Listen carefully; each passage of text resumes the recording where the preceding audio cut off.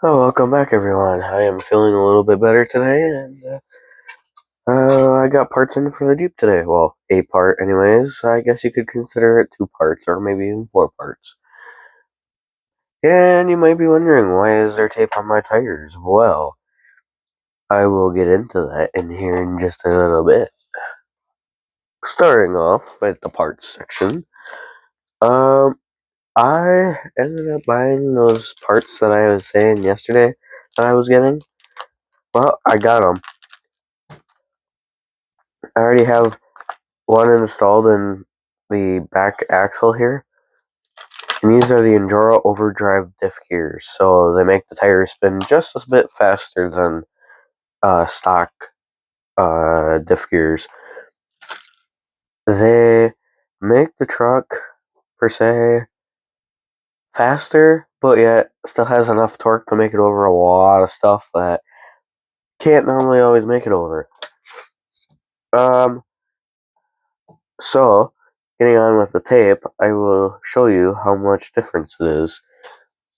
Back tire is the new gear, front tire is stock.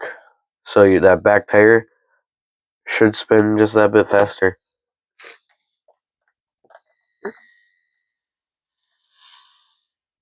Real slowly, you can see that the tape is moving a bit faster. It is a little rough, but that's just for the fact that it's never been ran before, so it's got little imperfections in it. But this is working out just fine.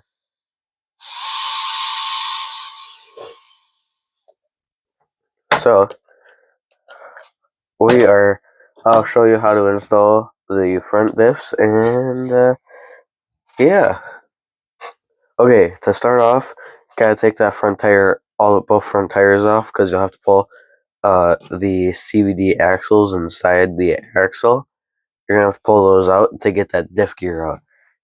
Next thing you're gonna want to do when you go to change out your diff is take that screw right there holding the shock and this link off. And if you want to, you can do the same thing on the other side. And you always have to remove the screw in the drive shaft to pull that off. Otherwise, you can't pull the other gear off.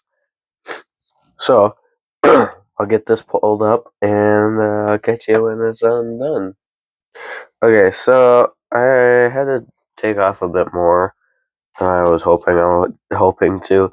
I had to take the screw out, holding the upper links and servo in place. And I had to unscrew the knuckles here and here, so that you can pull that CVD axle out.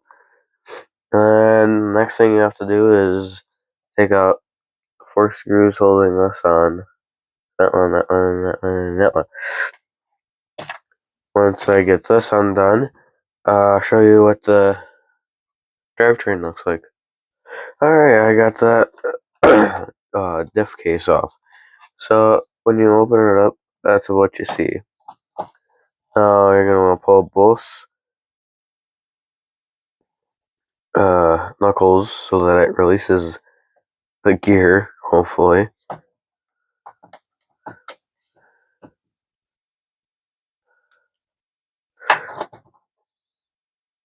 Probably keeping the servo straight so I can get equal both sides. Yeah, there we go. So that's the big gear that goes in there.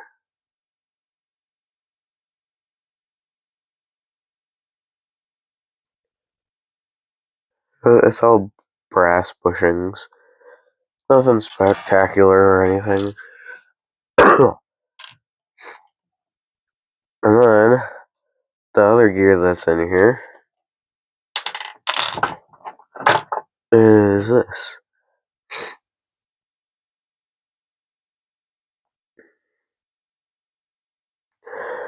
So the way this works is that this sits in the diff box like so. And if my camera will focus, the teeth just go on like so, and it spins it. So same concept with these ones, which I will open now and show you how these ones are a bit different, so they work just a bit different.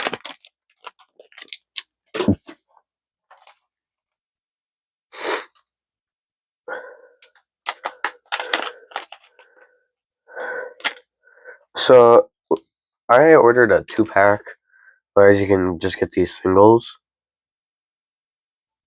But comes with 2 washers. Try not to lose them.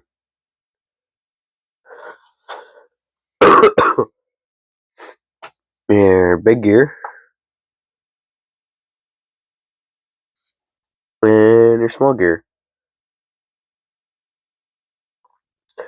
The small gear is a 12 tooth and the big one is a 22 tooth. So these ones work the same way, except the teeth are slanted on it. So it works just like that. It makes the teeth much stronger, but this also makes it spin faster. With the bearings, we just fit those on the end,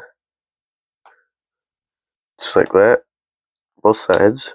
Just to click on and good to go to put that in.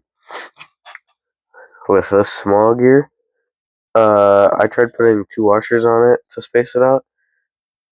2 was too many, so I found out that just 1 washer is good enough.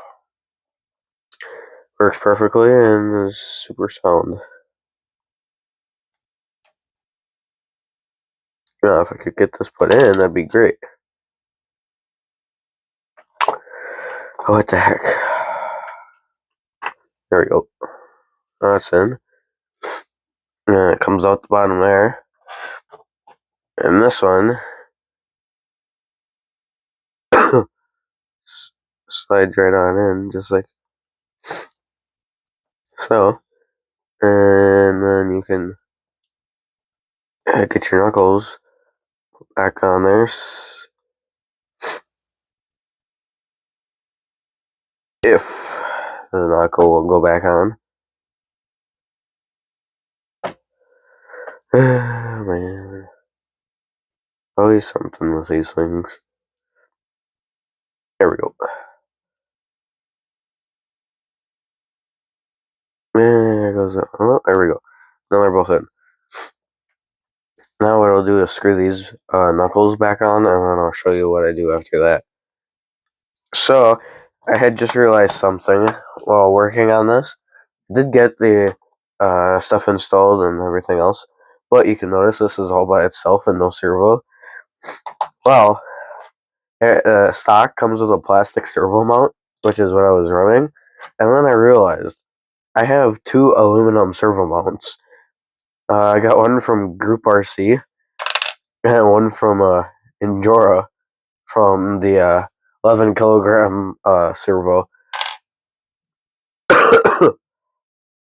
Yeah, sorry. So what the aluminum does that the plastic doesn't is eliminates servo twists. So when this is in there, the servo can't twist this, but it can twist this because it's all plastic. So when the servo moves, this also moves. It twists and makes the servo lose power. So I was gonna throw, let's say, the Injora on there, and I'll get back to you when that's all put on and everything's installed. Okay, so I ended up switching out to the Group RC servo mount because the other one was not working out so well. The next thing you want to do when you got this installed is throw some grease on there. I just run Traxxas's marine grease because it's it works for anything. You don't want to put too much on, just enough, and make sure you spin it.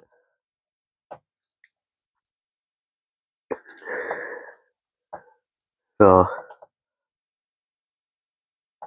wound up and greased up all that stuff so that makes the gears run smoother.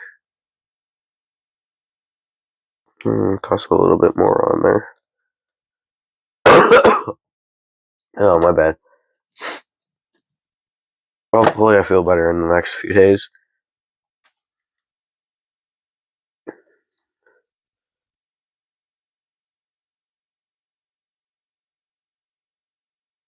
Alright, well, that should be good. Not too much, but not too little. Same process of putting it all back together. Okay, so I got it all installed and finished.